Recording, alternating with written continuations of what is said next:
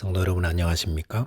2022년 3월 24일 목요 새벽 말씀 나누겠습니다. 오늘 묵상하실 하나님 말씀은 누가복음 24장 13절에서 25절까지입니다. 본문에서는 총독 빌라도가 예수님을 신문하고 사형 선고를 내리는 장면이 기록되어 있습니다.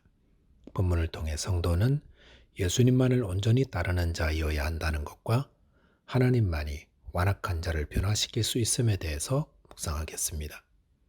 첫째 묵상할 내용은 성도는 예수님만을 온전히 따르는 자이어야 한다는 겁니다.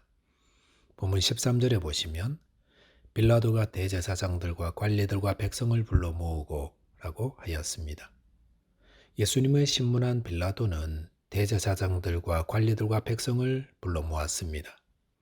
대제사장들은 예수님을 기소한 사람들이며 백성들은 이 일에 대한 증인이 되기 때문에 빌라도는 그들 앞에서 예수님에 대한 최종 판결을 내리려 했다 할 수 있습니다.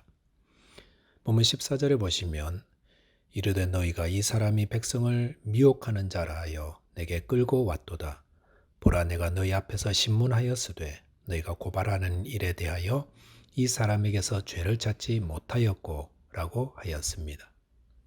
빌라도는 대제사장들과 서기관들이 고발한 세 가지 내용 가운데 첫 번째 내용, 즉 백성을 미혹하는 일에 대해서만 이야기하였습니다.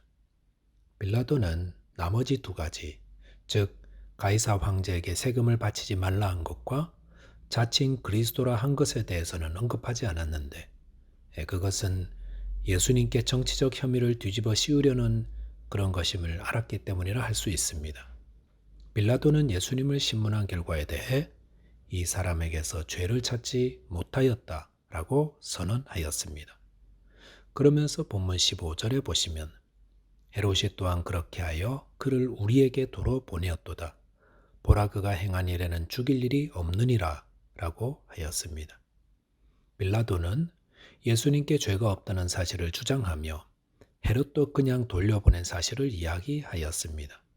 그러면서 재차 그가 행한 일에는 죽일 일이 없다 라고 선언하였습니다.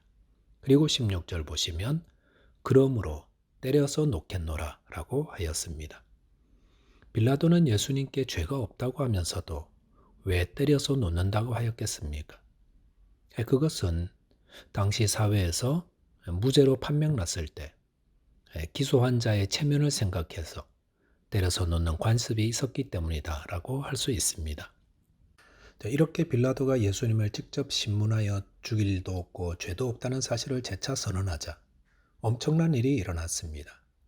본문 18절에 보시면 무리가 일제히 소리질러 이르되 이 사람을 없이 하고 바라바를 우리에게 놓아 주소서 하니 라고 하였습니다. 로마 총독 빌라도가 예수님께 무죄 선언을 한 후 무리가 일제히 소리 질렀다고 했습니다. 왜 무리가 소리 질렀을까요?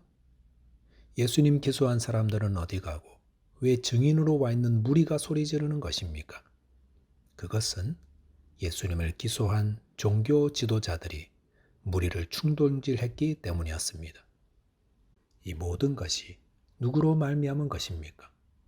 종교 지도자들입니다. 이들은 얼마나 악하고 치밀합니까? 그들은 예수님을 죽이려는 뜻을 이루기 위해 예수님을 밤에 불법적으로 잡아와 신성모독죄로 빌라도에게 넘겼습니다. 그런데 빌라도가 무죄라고 선언하며 그들의 계획이 물거품이 될 것 같자 거기서 포기하지 않고 무리를 충동시켜 빌라도를 궁지로 몰아세웠습니다. 이것이 악한 세상의 모습입니다. 악한 세상은 자기 뜻을 이루기 위해 끊임없이 예수를 십자가에 못 박으라고 소리 지릅니다. 그 결과 빌라도는 무리의 마음을 얻기 위해 예수님이 무죄인 것을 알면서도 예수님께 사형 선고를 내리는 자 되었습니다. 그리고 이 빌라도는 예수님을 사형 선고한 자라는 불명예스러운 이름을 세세토록 듣게 되었습니다. 그 누구도 빌라도가 예수의 무죄를 알고 적극적으로 풀어드리려 노력했다. 그 마음 가상하다라고 평가하지 않습니다. 예수님을 따르려 할 때 세상도 얻고 주님도 얻으려는 중간지대는 존재하지 않습니다. 하지만 주님을 위해 기꺼이 나를 잃어버리기로 선택한 자는 주님이 기억하시고 그것을 다 갚아주신다 하셨습니다. 저와 여러분께서 세상 속에서 예수 그리스도 따르기 위해 이 땅의 것을 포기하고 잃어버리기를 주저하지 않는 예수님만을 온전히 따르는 자 되시기 바라겠습니다. 두 번째는 악한 심령을 변화시킬 분은 하나님밖에 없다는 것입니다. 본문 18절에 보시면 무리가 일제히 소리질러 이르되 이 사람을 없이하고 바라바를 우리에게 놓아주소서 하니 라고 하였습니다.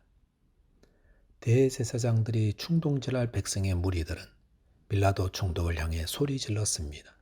그들은 이 사람을 없이하고 바라바를 우리에게 놓아주소서 라고 하였습니다.